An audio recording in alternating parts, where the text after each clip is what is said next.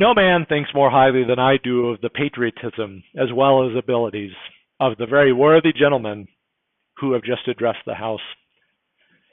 But different men often see the same subject in different lights, and therefore, I hope it will not be thought disrespectful to those gentlemen if, entertaining as I do opinions of a character very opposite of theirs, I shall speak forth my sentiments freely and without reserve. This is no time for ceremony. The question before the House is one of awful moment to this country. For my part, I consider it as nothing less than a question of freedom or slavery, and in proportion to the magnitude of the subject, ought to be the freedom of the debate. It is only in this way that we can hope to arrive at truth and fulfill the great responsibility which we hold to God and our country. Should I keep back my opinions at such a time through fear of giving offense, I should consider myself as guilty of treason towards my country and of an act of disloyalty toward the majesty of heaven, which I revere above all earthly kings. Mr. President, it is natural for man to indulge in the illusions of hope. We are apt to shut our eyes against a painful truth and listen to the song of that siren till she transforms us into beasts. Is this the part of wise men engaged in a great and arduous struggle for liberty? Are we disposed to be of the number of those who, having eyes, see not, and having ears, hear not the things which so nearly concern their temporal salvation? For my part, whatever anguish of spirit it may cost, I'm willing to know the whole truth, to know the worst, and to provide for it. I have but one lamp by which my feet are guided, and that is the lamp of experience. I know of no way of judging of the future, but by the past. And judging by the past,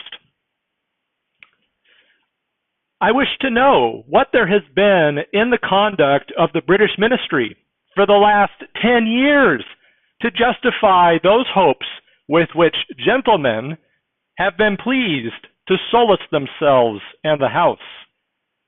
Is it that insidious smile with which our petition has been lately received? Trust it not, sir. It will prove a snare to your feet.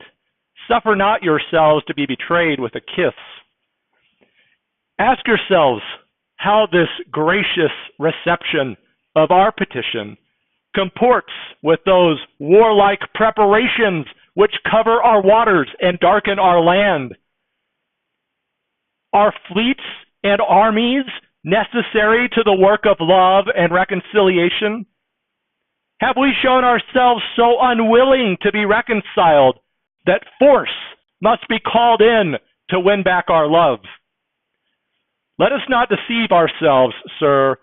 These are the implements of war and subjugation, the last arguments to which kings resort. I ask, gentlemen, sir, what means this martial array if its purpose be not to force us to submission? Can gentlemen assign any other possible motive for it? Has Great Britain any enemy in this quarter of the world to call for all this accumulation of navies and armies? No, sir, she has none. They are meant for us. They can be meant for no other. They are sent over to bind and rivet upon us those chains which the British ministry have been so long forging. And what have we to oppose them? Shall we try argument? Sir, we've been trying that for the last 10 years. Have we anything new to offer upon the subject? Nothing. We have held the subject up in every light of which it is capable, but it has been all in vain. Shall we resort to entreaty and humble supplication? What terms shall we find which have not already been exhausted?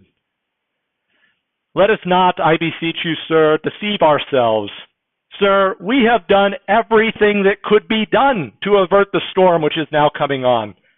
We have petitioned, we have remonstrated, we have supplicated, we have prostrated ourselves before the throne and have implored its interposition to arrest the tyrannical hands of the ministry and parliament.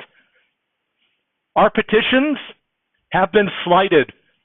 Our remonstrances have produced additional violence and insult. Our supplications have been disregarded, and we have been spurned with contempt from the foot of the throne. In vain after these things may we indulge the fond hope of peace and reconciliation.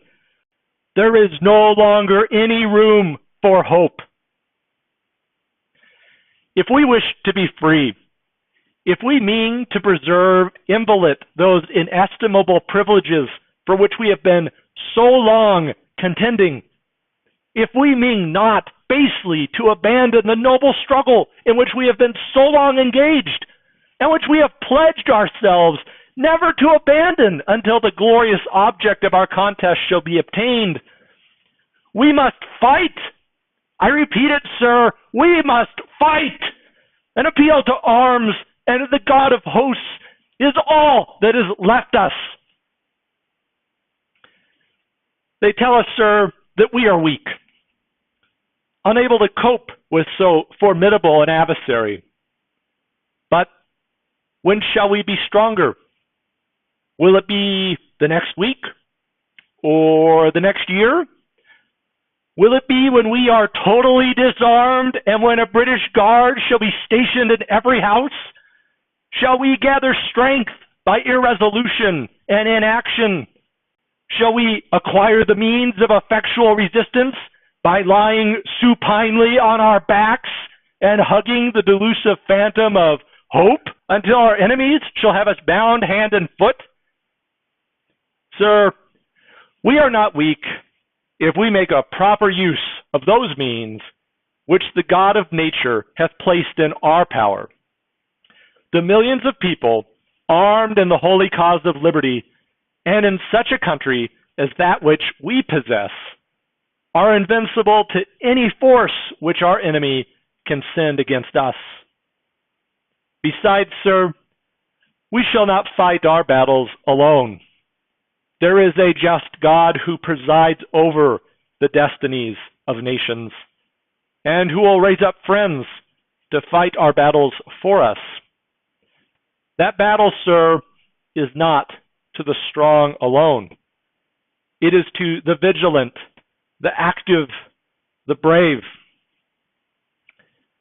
Besides, sir, we have no election. If we were base enough to desire it, it is now too late to retire from the contest. There is no retreat but in submission and slavery. Our chains are forged. Their clinking may be heard on the plains of Boston. The war is inevitable, and let it come. I repeat it, sir, let it come. It is in vain, sir, to extenuate the matter. Gentlemen may cry, peace, peace, but there is no peace. The war is actually begun. The next gale that sweeps from the north will bring to our ears the clash of resounding arms. Our brethren are already in the field. Why stand we here idle? What is it that gentlemen wish? What would they have? Is life so dear, or peace so sweet, as to be purchased at the price of chains and slavery? Forbid it, Almighty God! I know not what course others may take, but as for me, give me liberty, or give me death.